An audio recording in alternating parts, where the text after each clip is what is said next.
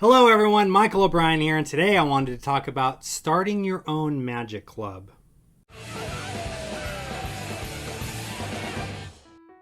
Hello my friends, and welcome back to another episode of Advice for Magicians, where the goal is to help you to take your magic to the next level. Now in today's episode, I wanted to talk a little bit about starting a magic club. I know that with COVID, everything kind of shut down, and the magic meetup groups that maybe you were in or whatever all kind of came to a screeching halt.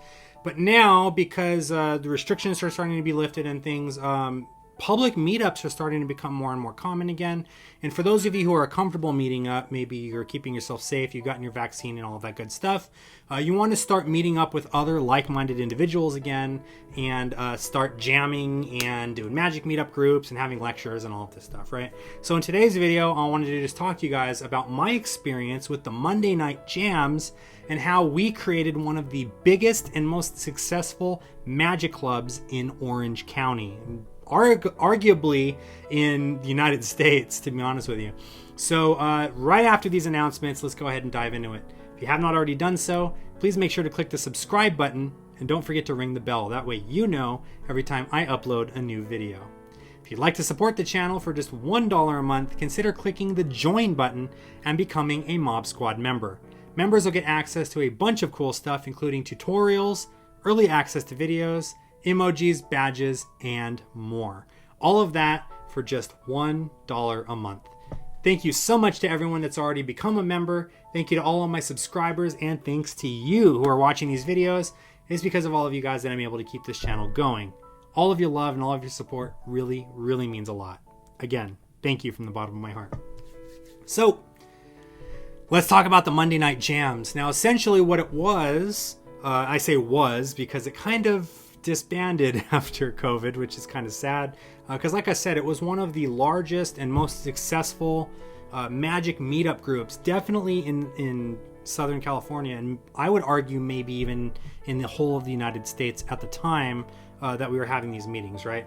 So we would have like 40, 50 people a night meeting up, and that would include people from all over the world would want to come out to these things. We had big names in the magic industry like Shin Lim would hang out with us, and all kinds of like people would come over. We had the whole illusionist team over just to hang out when they were up here doing their summit. So like a lot of really cool things, and essentially just a bunch of magicians nerding out about magic and stuff like that. So if you're considering starting your own club, I just have a little bit of advice for you in this video.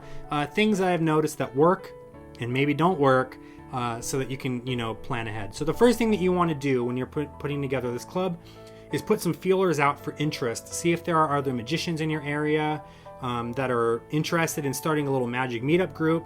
And it could start with like 2, 3, 4, 5 people, right? Just having like 4 or 5 people. Maybe invite them over for a beer or have a barbecue in your backyard or something and just hang out and just talk magic and stuff, right? And eventually it's going to get to a point where it gets bigger and bigger, and now hosting all of these people at your house might not really work out too well.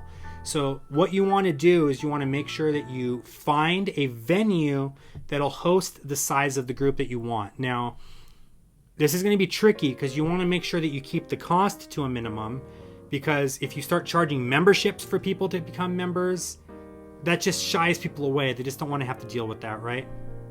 So what I recommend is trying to find a venue that you can kind of do like a trade, right? So for example, what we ended up doing was we reached out to Denny's, Mimi's Cafe, a couple of other large food chains, because remember, this is the Monday night jam, so it's a Monday night, and we pitched them this idea. I have a magic club of like 20 people that shows up every Monday, and we just get together and we just talk magic and stuff like that.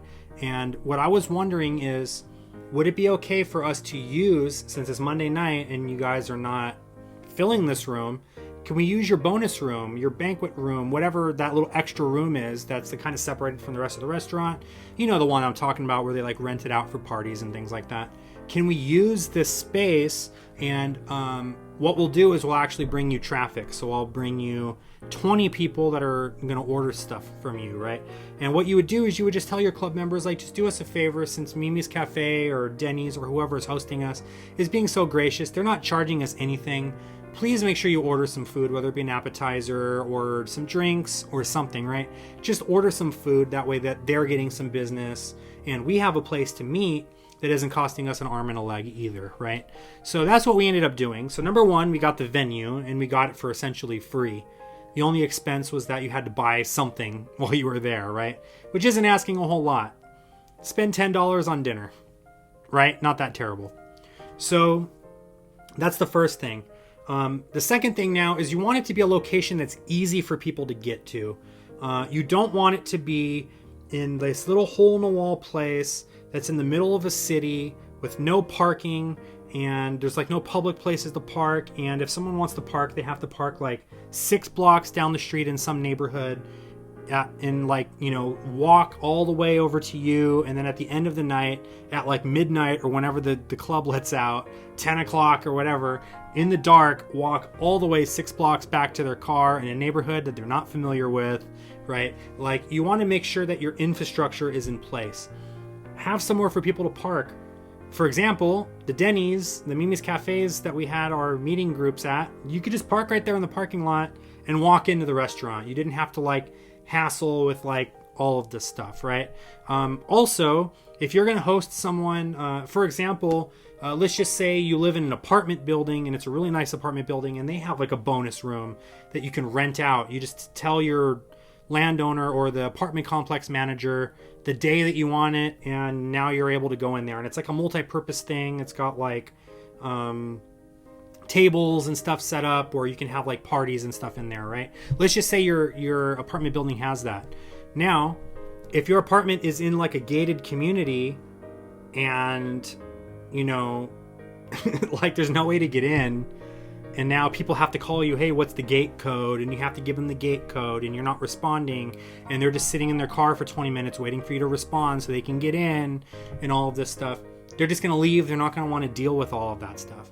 So whatever venue you end up using, make sure that it is really easy to access. It's easy to find. There's plenty of parking. Try not to have it be in too sketchy of a neighborhood, right? Stuff like that. So these are all things to consider. Now, you have your venue, you've gotten interest out, you're getting like 15, 20, maybe even 30 people to show up to these things, and everything is going smoothly. Now, what are some of the things that can go wrong?